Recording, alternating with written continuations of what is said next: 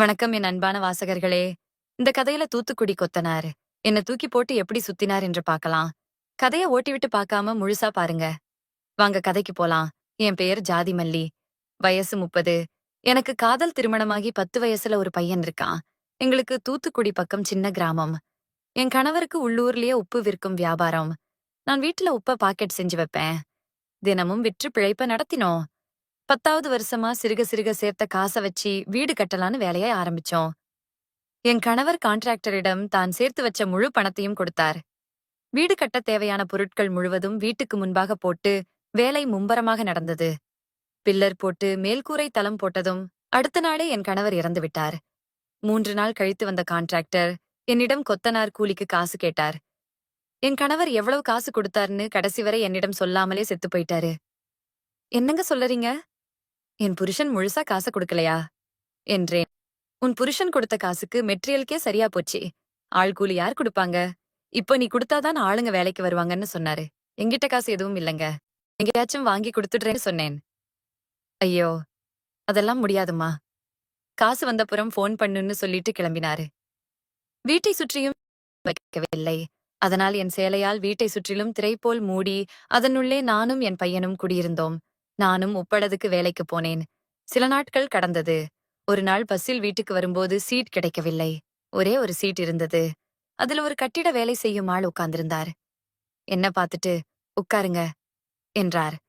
நானும் ரொம்ப தூரம் போகணுமே, கால் வலிக்கும்னு உட்கார்ந்தேன். அன்னைக்கு தெரியாது இவன்தான் நம்ம 2வது புருஷன் என்று.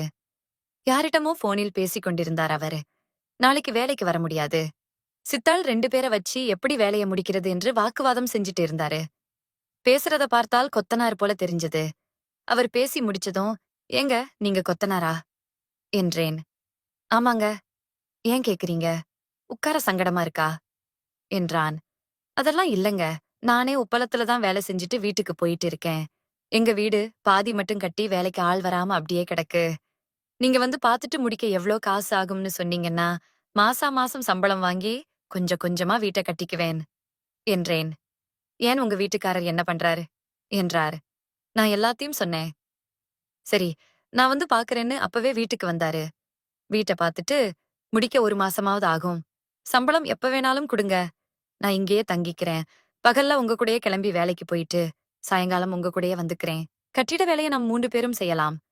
நைட்டுல எவ்வளவு நேரம் நம்மளால வேலை செய்ய முடியுமோ அவ்வளோ நேரம் செய்வோம். அப்புறம் தூங்குவோம் என்றார். எனக்கும் வீடு வாசல் எதுவும் இல்ல.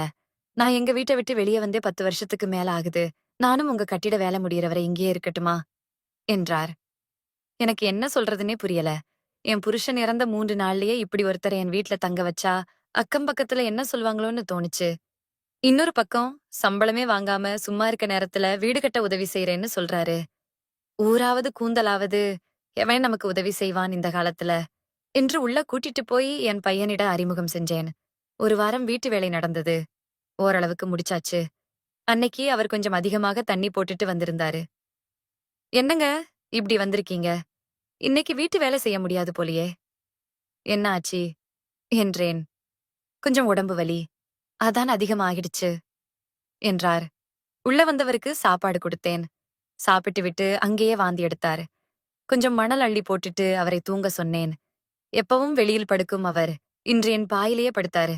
அவரை எழுப்ப ட்ரை பண்ணேன். ஆனா ஒரு ஆம்பளைய தூக்குற அளவுக்கு எனக்கு பலம் இல்ல. சரி களைப்புல இருப்பாரு, தூங்கட்டும்னு நானும் பக்கத்துல வெறும் தரையில படுத்தேன். மணி 12 இருக்கும். வீட்டில் கரண்ட் கட் ஆனது.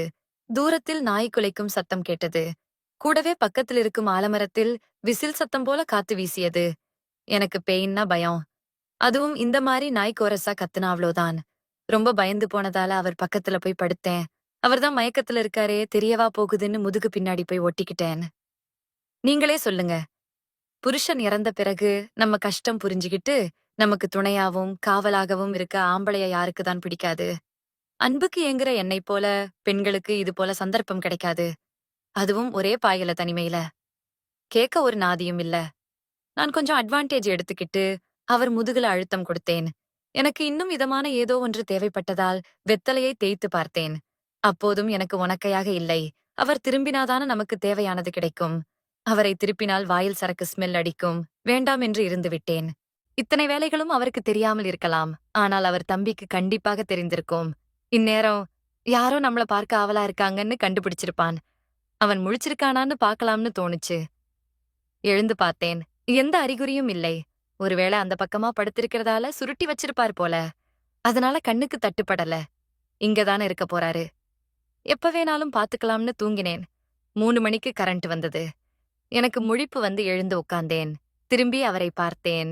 லுங்கியை எடுத்து முகத்தில் போர்த்தியிருந்தார். அதிகாலை நேரம் என்பதால் இந்த நேரத்தில் எல்லாருக்கும் எப்படி கிண்ணுன்னு இருக்குமோ அப்படியே அவருக்கும் இருந்தது. திடீர்னு அதிகாலையில் எங்கள் கட்டிடத்தின் நடுவே ஒரு பில்லர் நின்றது. நான் 4 பக்க பில்லரையும் பார்த்தேன். நடுவே இருக்க கொத்தனார் பில்லரையும் பார்த்தேன். என்னடா இப்படி அந்த 4 பில்லருக்குமே டப் கொடுக்கற மாதிரி இந்த 5வது பில்லர் இருக்கேன்னு எனக்கே ஆச்சரியமா இருந்தது.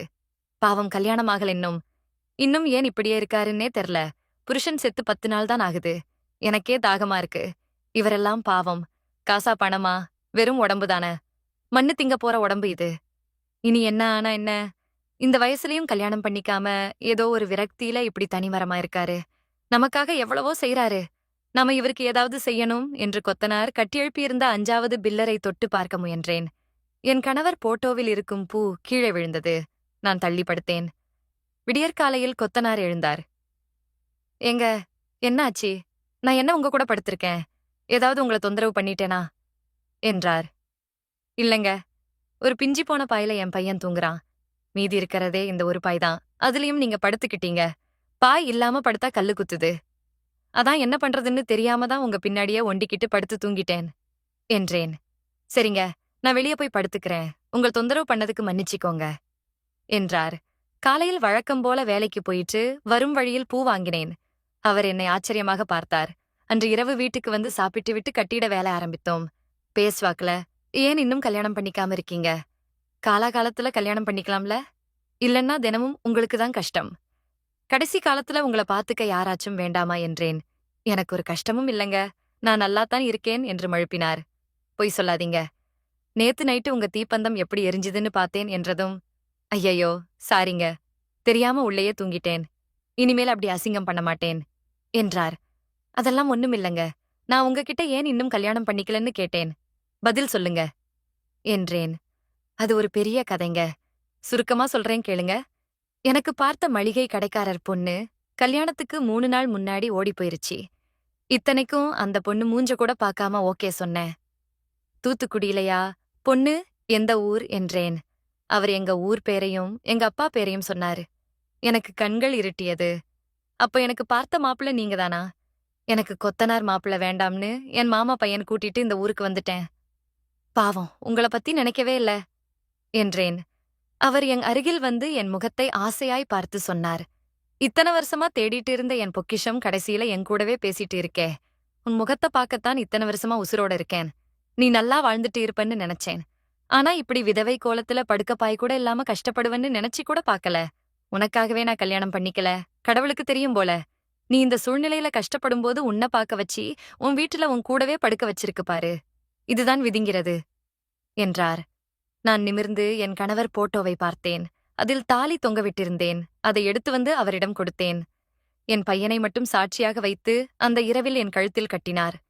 என் மகன் தூங்கியதும் அவனை சமையல் கட்டில் இடம் மாற்றினேன். கவரில் வச்சிருந்த பூவை எடுத்து வச்சுக்கிட்டு கிச்சன் சென்று பால் சொம்புடன் திரும்ப வந்து அவரிடம் ஆசீர்வாதம் வாங்கினேன். என் கண்ணீரை துடைத்துவிட்டு என்னை பாயில உட்கார வைத்தார். எரிந்து கொண்டிருந்த குண்டு பல்பை அணைத்துவிட்டு தன் தீப்பந்தத்தை கையில் ஏந்திக் கொண்டு என்னை நோக்கி வந்தார்.